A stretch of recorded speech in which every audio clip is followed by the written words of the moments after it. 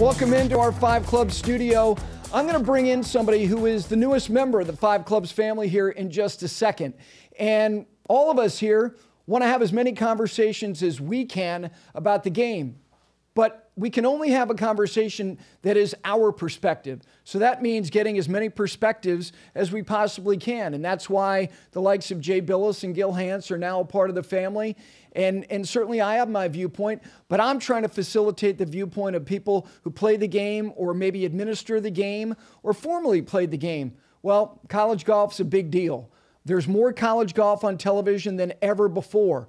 And the young lady who is going to join me now is a member of the University of Minnesota women's team. Great athlete at the scholastic level, a classically trained vocalist, and now she is going to be the host of her own show here at Five Clubs.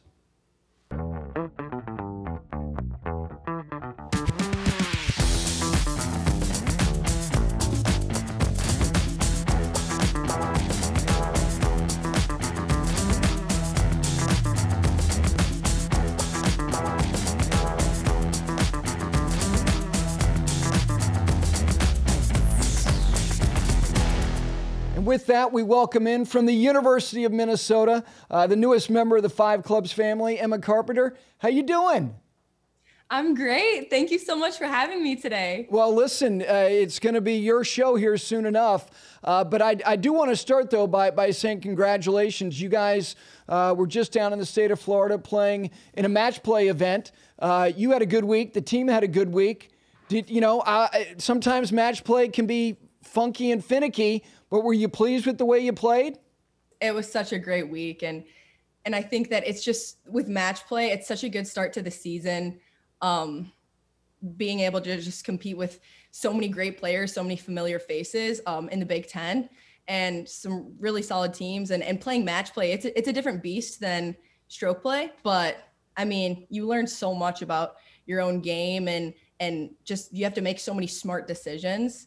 And my coaches really helped me through a lot of that. So it was great. Our team, my teammates played awesome, and it finished up being a good week. So for those folks who don't know, obviously you're an elite collegiate player, but you also love the game. And what you're going to start doing is doing a lot of talking about the game, because you're going to be hosting your own show, talking about the college game. What are some of the things that you want to get into with your guests as you embark upon this?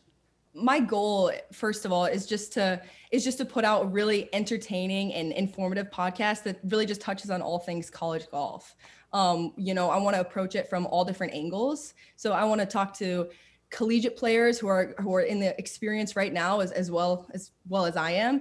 Also junior golfers who have aspirations of playing at the collegiate level, coaches who have certain tactics, coaching styles, what they do with their players and their team to try to achieve success, and as well as professional players whose college experience shaped them into the player that they are today, and that transition, how that helped them take it to the next level. Emma, what's the most interesting thing about the journey of being a student at a great school, but also competing and representing the university? What's the most interesting part of it? Just balancing being a full-time student with a full-time athlete. Yep. Sometimes when you're on the road, all your whole focus is just on golf and competing at the best level that you can, the highest level that you can. And then you finish up the round and you're like, oh shoot, I've got an essay to write. I've got a couple emails to send to professors. There's a lot of responsibilities. So many benefits, so many privileges that come with being an athlete, but just balancing your entire life and all the different responsibilities that you have makes it super interesting, as well as just playing for a team, because it's an individual sport, but you need to work together with your teammates and push each other in order to put together the best team that you can and achieve success at the team level, not just the individual level, because it all goes hand in hand. No question. For those folks who are going to learn this, but I'll share it now, you're a very talented young lady. You're a classically trained vocalist. You're an athlete. You've shown that you were interested in a lot of stuff at a young age. What was it specifically about golf that you started to devote more attention to it because you loved it? What was it that created that love for you? There's so many unique and special things about the game of golf. I played a lot of other sports growing up, as well as pursued my music and theater career as well. But with golf, I just felt like it was a different kind of challenge than anything else I had ever done before. With other sports, I felt like there was always a really quick answer to why something might have gone wrong. A play might have gone wrong. You weren't quick enough. Like your reaction time was off. But with golf, it connects with you on such a personal level, and that inner perseverance, that inner drive and desire is really what separates players. And I mean, the amount of reflecting that I've had to do just as a person, being able to finish a round and talk about what happened when, what I was feeling at which point, and how that all contributed to the practice that I'm doing and the goals that I'm trying to achieve, where I'm trying to work to next. So I think that's just what really made me fall in love with it, just how different it is and what a big challenge it is, because I think it's the toughest sport in the world. Most people and world-class athletes across the board, they're great at many things, but they all almost, the overwhelming majority say that there's something about golf, because so much of it is mental, and they're so highly competitive, and they're driven to get better. But it doesn't necessarily always happen. I do want to say, though, when you look at people who play college golf, and for example, like Colin Morikawa and Victor Hovland, these guys were playing college golf less than 3 years ago, and now they're two of the top 5 players in the world. Do you see the opportunities at the college level for men and women becoming so good that these players are so much better prepared for what the next step is going to be? That experience that you have in the college level really prepares you. In junior golf and amateur golf, there are a few really large premier tournaments. You get the opportunity to see some of the best players across the country. But when you're in college as well, you get the opportunity to compete against all of these top players who are at the same level as you, going through the same experience as you.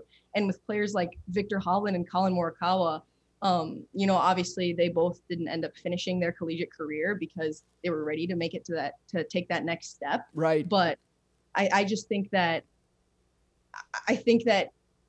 it's just a huge testament to their mental abilities, their capacity, their confidence.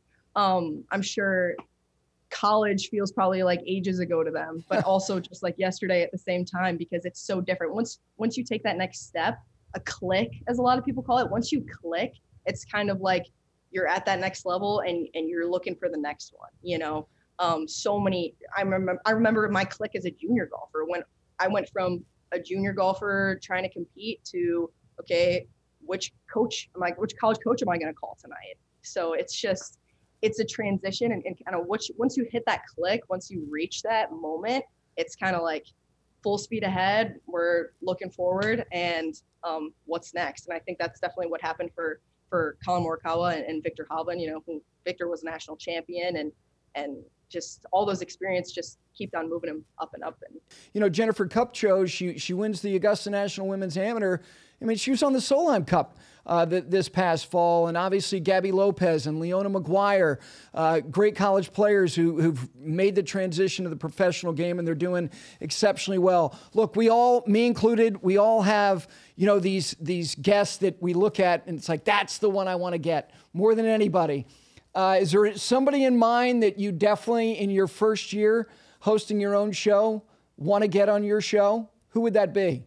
Yeah, no, there's definitely a lot of people that I have in mind. I'm so excited about it. But I would say that the person that I would absolutely love to have a conversation with on my podcast segment would be Annika Sorenstam, who is, first of all, in my opinion, a lot of people's opinion, the greatest female golfer of all time. Yep. And she has given back to the game of golf in so many ways. It's just so amazing and so admirable with the Annika Foundation that she started.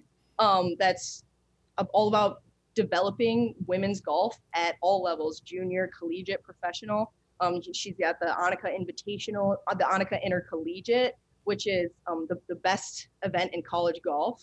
which my team is lucky enough to play in. We host right here in Minnesota, and she's just such a great role model and such a great person in the times that I've met her, gotten the chance to meet her and talk to her. But so she's definitely someone that it would be an honor to sit down and have a conversation with. Well, listen, Emma, all of us here at Five Clubs, every member of the team, me, Jay Billis, Gil Hance, Steve Hall, James McCoy, all of us, the production crew, we are thrilled that you're now a part of our team and can't wait for your first show. Thank you so much. I can't express enough how excited I am to be working with all of you and putting out these segments. It's going to be such a great experience for me. I can't wait. Well, we're lucky to have you. Thanks so much. Thank you so much. You know, the whole idea of Five Clubs is to have a conversation about this game that we love, but we want it to be coming from all different viewpoints. And we think the college viewpoint is very, very important. The journey of a college golfer, it may lead to professional golf, but it probably means that golf is going to be a part of their lives forever. And Emma is somebody who we think is going to have a great voice in the game, not just immediately here at Five Clubs, but going forward in her career, wherever it may take her. So we're thrilled to have her. Her first show is coming within the next week. Stay tuned for that right here on Five Clubs.